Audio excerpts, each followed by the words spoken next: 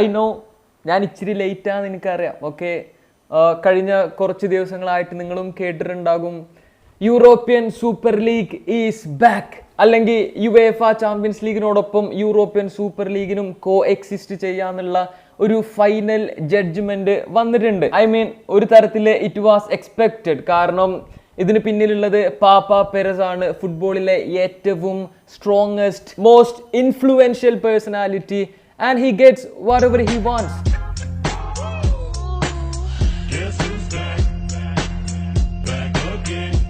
Anyway, നിങ്ങൾക്ക് എല്ലാവർക്കും ഓർമ്മയുണ്ടാകും കുറച്ച് വർഷങ്ങൾക്ക് മുന്നേ സൂപ്പർ ലീഗിനെ കുറിച്ചുള്ള ഇനീഷ്യൽ പ്ലാൻസ്, അതിനെക്കുറിച്ചുള്ള ഫസ്റ്റ് അപ്ഡേഷനൊക്കെ വന്ന സമയത്ത് നമ്മളെല്ലാവരും ഒരുമിച്ചിട്ടാണ് സൂപ്പർ ലീഗിനെ എതിർത്തിട്ടുണ്ടായിരുന്നതും പ്രതിഷേധിച്ചിട്ടുണ്ടായിരുന്നതും. ഇത് ഫുട്ബോളിനെ നശിപ്പിക്കും, അതാണ് ഇതാണെന്നൊക്കെ പറഞ്ഞിട്ട്.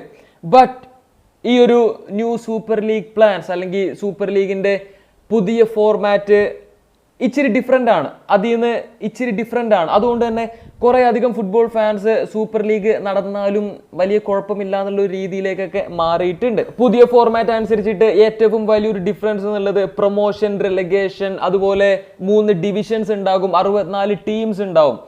സോ 2 വർഷം മുന്നേ വന്ന സൂപ്പർ ലീഗിന്റെ പ്ലാൻസ് പോലെയല്ല പുതിയ ഫോർമാറ്റ്. കാരണം മിഡ് ടേബിൾ ക്ലബ്സ് ആയാലും അല്ലെങ്കിൽ ഈ ബിഗ് ക്ലബ്സ് എന്ന് പറയുന്ന തരത്തിലുള്ള ക്ലബ്സ് അല്ലാത്ത ടീമുകൾക്കും ഒരു ചാൻസ് ഉണ്ട്, അല്ലെങ്കിൽ അവർക്ക് ഒരു ഫെയർ ആയിട്ടുള്ള അവസരം ലഭിക്കുന്നുണ്ട്. കൂടുതൽ റവന്യൂ അങ്ങനെയുള്ള സംഭവങ്ങളൊക്കെ മാറ്റി നിർത്തിയാൽ പോലും ഫാൻസിന് ഫ്രീ ആയിട്ട് മാച്ചസ് കാണാനുള്ള അവസരം ഒരുക്കുമെന്ന് പറയുന്നു. അതുപോലെ പ്ലേയേഴ്സിനെ സംബന്ധിച്ച് കുറച്ചുകൂടെ ഫ്രീ ആയിട്ടുള്ള ഒരു തരത്തിലുള്ള ഷെഡ്യൂൾ ആയിരിക്കും. ഇത്രയധികം മാച്ചസ് യുവേഫയും ഫിഫയും ഒരുക്കുന്ന പോലെ ചറപ്പറ മാച്ചസ് ഒന്നും കളിക്കേണ്ടി വരില്ല. അങ്ങനെ കുറച്ച് പോസിറ്റീവ് സൈഡ്സ് ഒക്കെ ഉണ്ട്. പേഴ്സണലി ഏറ്റവും പോസിറ്റീവ് ആയിട്ടുള്ള ഒരു കാര്യം, അല്ലെങ്കിൽ എൻ്റെ ഒപ്പീനിയൻ എന്നുള്ളത്, കഴിഞ്ഞ ദിവസം യുർഗൻ ക്ലോപ്പ് എന്താണോ പറഞ്ഞത് സൂപ്പർ ലീഗിനെ പറ്റിയിട്ട് അതന്നെയാണ്. അതായത് സൂപ്പർ ലീഗ് എന്ന് പറയുന്നത് ലെറ്റ്സ് ബി റിയൽ, അത് ഫാൻസിന് വേണ്ടിയിട്ട് മാത്രമുള്ളതൊന്നല്ല. പാപ്പ പെരസ് ആയാലും അല്ലെങ്കിൽ ആരായാലും അവരെ സംബന്ധിച്ചും ഫുട്ബോൾ ഒരു ബിസിനസ് തന്നെയാണ്. ബട്ട് യുവേഫ ആൻഡ് ഫിഫ ഒരു നല്ല ആൾക്കാരൊന്നല്ല. അവരും ഇതേപോലെ തന്നെ എന്താ പറയുക, അവരെ ഇഷ്ടത്തിന് കാര്യങ്ങൾ ചെയ്യുക, അവർക്ക് തോന്നിയ പോലെ ചെയ്യുക, അങ്ങനെയൊക്കെ ആയിരുന്നു. അതുകൊണ്ട് തന്നെ പാപ്പ പെരസിന്റെ പ്ലാൻസ് വർക്കിംഗ് ആണ് എന്ന് കാണുമ്പോൾ അവർക്കൊരു റിയാലിറ്റി ചെക്ക് കിട്ടും. ഫാൻസ് ഞങ്ങൾ എന്ത് ചെയ്താലും ഞങ്ങളെ സപ്പോർട്ട് ചെയ്യൂല എന്നുള്ള ആ ഒരു സംഭവം ഓർക്കണ കത്തിക്കോളും. ചുരുക്കി പറഞ്ഞ സൂപ്പർ ലീഗിന്റെ ഈ ഒരു പ്ലാൻസ് കാരണം യുവേഫ ആൻഡ് ഫിഫ അവർ ഇനി അങ്ങോട്ട് എടുക്കുന്ന ഓരോ ഡിസിഷനിലും അവർ ഇച്ചിരി കൂടെ ചിന്തിച്ചോളും. ജസ്റ്റ് മണി എന്നുള്ള രീതിയിൽ അവര് എന്താ പറയാ ചിന്തിക്കാൻ പോണില്ല. ഇച്ചിരി കൂടെ കെയർഫുൾ ആയിട്ടായിരിക്കും അവരുടെ ഡിസിഷൻസ്. ആൻഡ് ഞാൻ ചില റൂമേഴ്സ് ഒക്കെ കേട്ടിട്ടുണ്ടായിരുന്നു, അടുത്ത സീസൺ മുതൽ നടത്താനിരുന്ന ന്യൂ ഫോർമാറ്റിലുള്ള UCLന്റെ ആ ഒരു പ്ലാൻസ് ഒക്കെ അവര് ഒഴിവാക്കാനുള്ള ചാൻസസ് ഉണ്ട് എന്നൊക്കെ പറഞ്ഞിട്ട് may be it's A good thing. നമുക്ക് കാത്തിരുന്ന് തന്നെ കാണാം. സൂപ്പർ ലീഗിന്റെ കറന്റ് ഡെവലപ്മെന്റ് എന്താണെന്ന് ചോദിച്ചാൽ ഇപ്പോഴും റയൽ ആൻഡ് ബാർസലോണ അവർ മാത്രമേ കംപ്ലീറ്റ്ലി ഞങ്ങൾ സൂപ്പർ ലീഗിൽ ഉണ്ട് എന്ന് ഒഫീഷ്യലായി പറഞ്ഞിട്ടുള്ളൂ. ബാക്കിയുള്ള ക്ലബ്സ് ആയാലും ലീഗ്സ് ആയാലും പ്രസിഡൻസ് ആയാലും എല്ലാവരും സൂപ്പർ ലീഗിനെ റിജക്ട് ചെയ്യാണ്. 2023 ഇന്ന് റിജക്ട് ചെയ്തതിനെക്കാട്ടും ആൾക്കാർ 2 ദിവസം കൊണ്ട് യൂറോപ്യൻ സൂപ്പർ ലീഗിനെ റിജക്ട് ചെയ്തു. Hold that. അതുകൊണ്ട് തന്നെ ഇപ്പൊ സൂപ്പർ ലീഗ് സ്റ്റാർട്ട് ചെയ്ത മിക്കവാറും എല്ലാ ദിവസവും ബാർസലോണയും റയലും പരസ്പരം അങ്ങോട്ടും ഇങ്ങോട്ടും കളിക്കേണ്ടി വരും. മേ ബി അവർക്ക് അവരുടെ യൂത്ത് ടീമിനും ഇടക്കൊന്ന് കളിപ്പിക്കാം. Nice. Super League or UEFA Champions League, നിങ്ങൾ ഏത് ടീമിന്റെ ഭാഗത്താണ് തീർച്ചയായിട്ടും ഒന്ന് കമന്റ് ചെയ്യാം. Club World Cup final, Man City versus Fluminense. ആരെങ്കിലും ഫ്ലുമിനൻസെ ജയിക്കും എന്ന് പ്രതീക്ഷിച്ചിട്ടുണ്ടായിരുന്നെങ്കിൽ ഡെലൂലു ഈസ് ദ സൊലൂലു എന്ന് മാത്രമേ പറയാൻ പറ്റുള്ളൂ. City comfortably won 4-0. Alvarez 2 goal 1 assist. അൽവാരസിനെ സംബന്ധിച്ച് കഴിഞ്ഞ 1-2 വർഷം it's crazy. Almost every final he won. എല്ലാ ട്രോഫിയും കിട്ടി.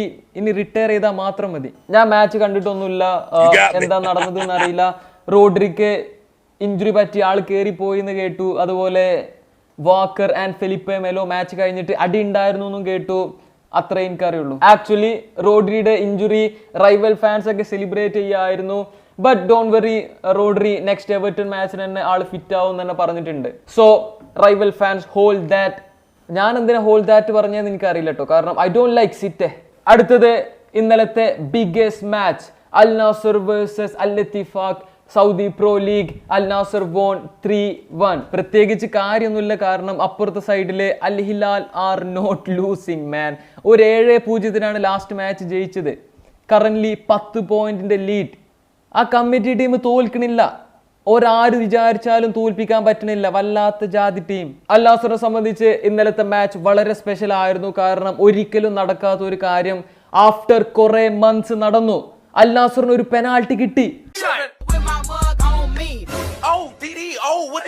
Yes, and Annan scored. He is back guys. He is really back. CR7 ഒരു ഗോൾ, ഒരു അസിസ്റ്റ്. മാച്ചിലെ ഏറ്റവും സ്പെഷ്യൽ ആയിട്ടുള്ള മൊമെന്റ്, ഏറ്റവും ബെസ്റ്റ് മൊമെന്റ് എന്നുള്ളത് കളിയിലെ ഫസ്റ്റ് ഗോൾ ആയിരുന്നു. ഫ്രം ടെല്ലസ്, ആ ഒരു വോളി പെർഫെക്റ്റ്. അത്രക്കും ക്രേസി ആയിട്ടുള്ള ഒരു ഗോൾ, അത്രക്കും ക്രേസി കണക്ഷൻ. തലേ ദിവസം രാത്രി ഉറങ്ങുമ്പോൾ ടെല്ലസ് എന്താണോ സ്വപ്നം കണ്ടത്, അല്ലെങ്കിൽ എന്താണോ മനസ്സിൽ പ്ലാൻ ചെയ്തത്, അതങ്ങോട്ട് വർക്കായി. നമ്മൾ ഈ ഡ്രീം ഗോൾ എന്നൊക്കെ പറയുന്ന പോലത്തെ ഒരു സംഭവം. CR7 സംബന്ധിച്ച് ആളുടെ ഹൈ ലെവൽ സ്റ്റാൻഡേർഡ് വെച്ച് നോക്കുമ്പോൾ ഹാർട്രിക് അടിക്കാനുള്ള ഒരു മാച്ച് ആയിരുന്നു. ബട്ട് അൺഫോർച്ചുനേറ്റ്ലി ആ ഒരു പെനാൾട്ടി ഗോളിൽ ആൾ സാറ്റിസ്ഫൈ ചെയ്യേണ്ടി വന്നു.